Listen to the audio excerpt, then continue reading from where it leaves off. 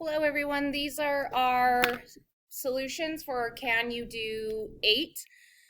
Um, yeah, let's just dive right in. So on these, just be aware that I could have done some of these wrong. And luckily, if you're an in-class learner, you're in class with me checking these solutions. So if I've done something wrong, just raise your hand and let me know. Or if I figure out that I've done it, I'll post it on my screen so that you guys know that I've done one wrong. But if you're getting something different than what I'm getting, just double check your answer. And if you're still getting the same thing, then check either the screen or raise your hand and have me double check my work. Okay, so on both of these problems, number 1 and 2, make sure that you have labeled your normal curve with its parameters and with the mean and sigma at the bottom of your curve. So this n comma, just kidding, n parentheses 69 2.5, that's your parameters. And then over here on my curve, I have 69, 71.5, 74, 76.5, and then you can check to the left. So on both of these and on any quiz, make sure that you're showing your work because the AP board does not give you credit for answers only. You have to show your work. So on A, the middle 95% of heights, I got 64 to 74 inches. Make sure that you wrote inches. What percent are taller than 74? I got 2.5%. What percent are before 64 and 66.5? I have 13.5%. Make sure you got your units on A. Next one is potato chips. I have my parameter, labeled my curve. What weights do the middle 68 fall? 9.07 to 9.17 ounces. Make sure you have ounces. What percent weigh less than 9.02? I got 2.5. What percent weigh between 897 and 917? I got 8385%. And on all of these, make sure that you have your units of measurement. So inches, percent. On the bottom part, same thing. Ounces, percent. Okay, next page, number 3. What are the parameters of the distribution? In our notes, we have that it is denoted as mu and sigma. We talked about X bar and S, or maybe just X bar. But for a normal distribution, we use mu and sigma, so D as in dog. Number 4 is A as in alpha. Notice that even though it's a multiple choice, I have shown my work. I've labeled my curve. I've labeled my percents. I've done the bottom part at least what I need. So this one you had to do an estimation, because it says you have a normally distributed distribution of seconds it takes for a cashier to process an order, and they want to know which is closest to the proportion of orders that are processed in less than 240. Well, I went through and labeled my curve, and even though 240 is not one of my standard deviations, 238 is. So based off of that, I know that less than 238 is 16%. So 240 would have to be really close to 16%. So it is alpha. Number 5, you needed to go in and draw the curve for each of the puzzles. So I drew the curve for the small puzzle. I drew the curve for the large puzzle. And then found my percents. So what percent of participants had finishing times greater than Bailey? So you would be looking to the right if you're doing greater than.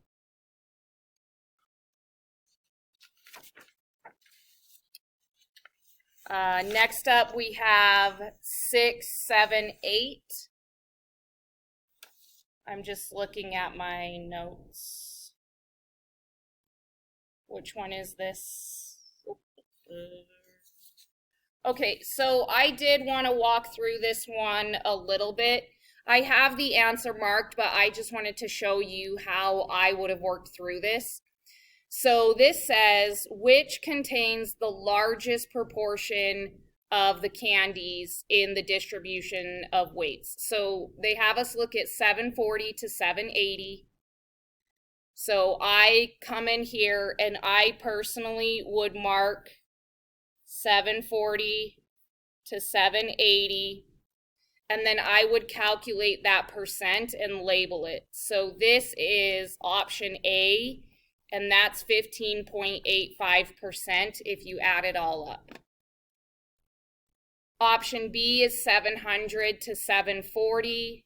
So that is your middle section right here. And that adds up to 68%.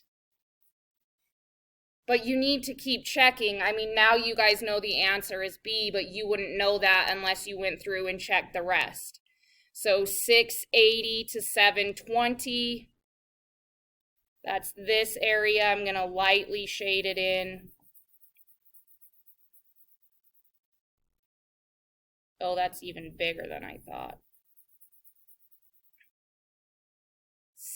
680 to 720. Uh-oh, I think I did this one wrong. Because it's 68 and then 13.5. So C is 81.5. 680. Nope, I was right. I didn't need to color in this part. Holy moly, family.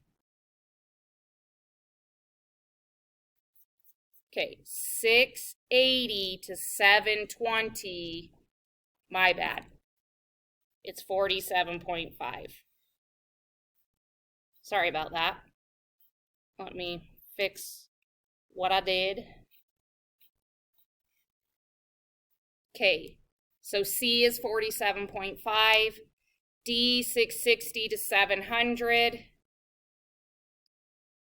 660 to 700 is this guy. What do I want to do? I'll do horizontal lines this time.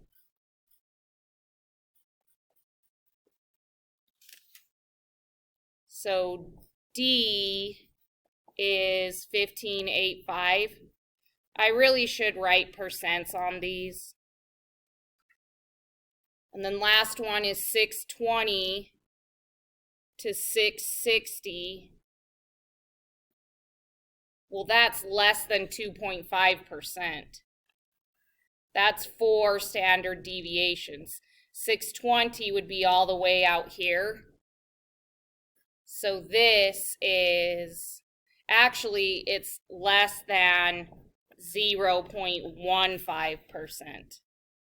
Because this is 34, 13.5, 2.35, and then this last little area here is 0.15%. And it's less than that because we're just going from 620 to 660. So it has to be B.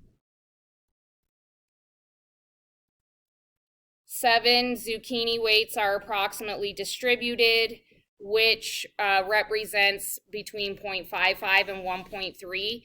I just went to each option and plugged in these values. So for mu equals, mu minus 2 sigma, I did 0.8 minus 2 times 0.25 and got 0.30, so it's not this one.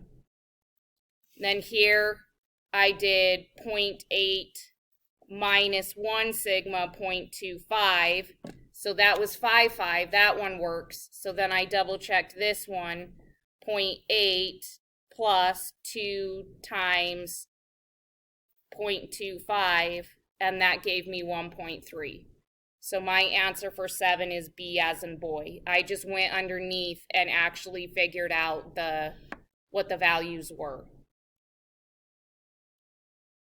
Okay, number 8 takes a little bit more work. So the weight of adult male grizzly bears living in the wild in the continental United States is approximately normally distributed with a mean of 500, standard deviation of 50, and then it gives you the distribution for the female bears. Approximately what would the weight of a female grizzly bear with the same Z-score as a male bear with 530, how much would they weigh? So what you're looking for is X for a female bear. Remember, when you have a Z-score, you're working with X, X bar, sigma, and Z. So we know X bar, that is for the females, 300, and we know sigma for the females is 40. They want us to find out how much the bear weighs, which means we need to figure out what Z-score we're working with. Well, it tells you it's the same Z-score as a male grizzly bear with weight of 530. So you need to go in and find the Z-score for a male bear that weighs 530. And that gives you a Z-score of 0.6. So now you use this to solve for the female weight. So 0.6 equals X for the female. I guess I could just write X sub F minus the mean, 300, divided by the standard deviation of 40. You multiply both sides by 40, and you get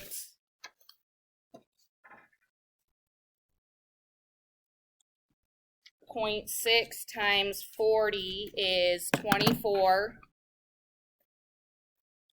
equals X sub F minus 300.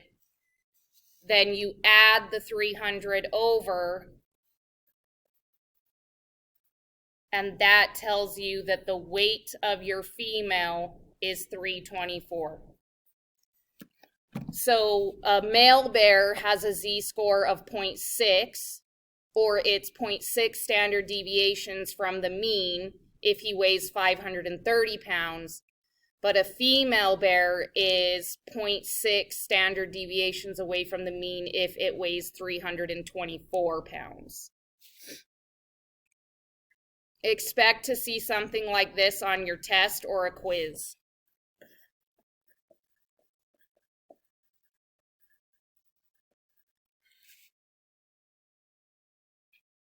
Okay, now we're on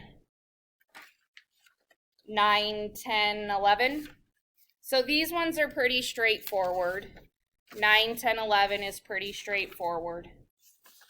So number 9 is cat. Number 10 is delta. And then number 11 is alpha. I'm just checking my work.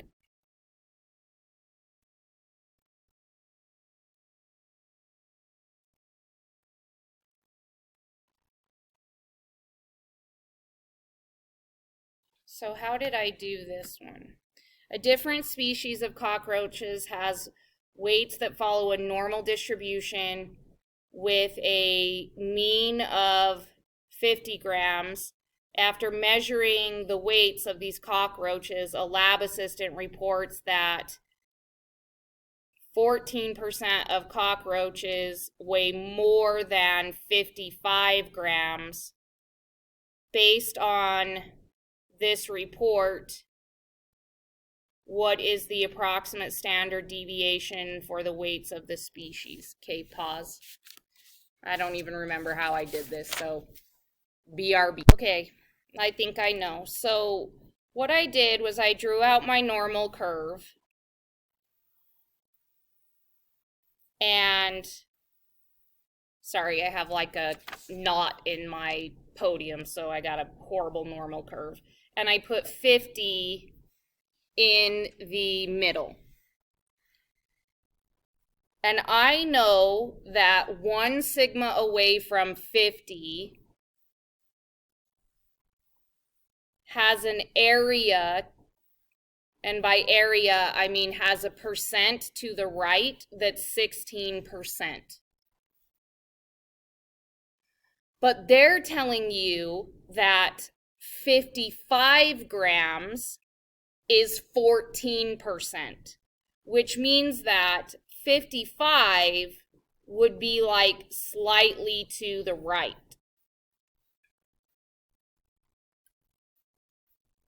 So this tick right here that's associated with the 14 has to be 55. Which means that your only option is A. Because if your standard deviation is 4.6, you would take 50 plus 4.6, and that would give you your first sigma. So this could be 54.6. So 54.6 would have 16% to the right, and then 55 would have 14% to the right. If your standard deviation was 5, then what that means is this first point would be 50, and this point here would be 55, which it can't be, because we know that to the right of 55 is 14%, not 16%. And the same reasoning goes for 6.2. That would give us 56.2, which would be all the way over here. And that would have less than 14% to the right of it. A standard deviation of 14 would give you 59.69, which would be over here. And there's definitely not 16% to the right of that. So I personally think that it's A. I'm going to walk through my reasoning one more time on that, and then that's it for this video. So they tell us that the mean is 50. And then they tell us that to the right of 55 is only 14% of the data. Well, we know that for any normal distribution, the area or the percent above the first standard deviation is always 16%. So up here, the first standard deviation is E. This section here is always 16%. So that means that 55 has to be to the right of your first standard deviation, because 55 is 14%, which means that whatever your standard deviation is, it has to give you less than 55 for your first value to the right of the mean. So our only option here is 4.6, because that'll give us 54.6. So hopefully that's helpful on that one. If not, I would imagine that if this one is an issue, it's probably an issue for a lot of you. So we'll probably revisit this before you take quiz 9, which has to do with this idea. So your homework is the lesson for percentiles. And then in class, you'll do, can you do, I think we're on 9, I think we'll be on 9. I'm not 100% sure, but your homework will be percentiles.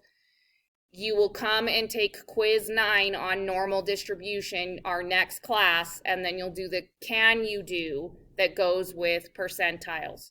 So whether you're an in-class learner or a distance learner, just a heads up, you will quiz next time on the normal distribution, which will be quiz 10. Quiz 9. All I'm trying to say is that we quiz on this can you do the next class period. So all of the ideas in this can you do 8, the normal distribution, we will quiz next class period. That's it. Love you, Mooey. Hopefully that last problem you guys understood and I explained it adequately enough, because I'm feeling like maybe I didn't. Okay, love you guys.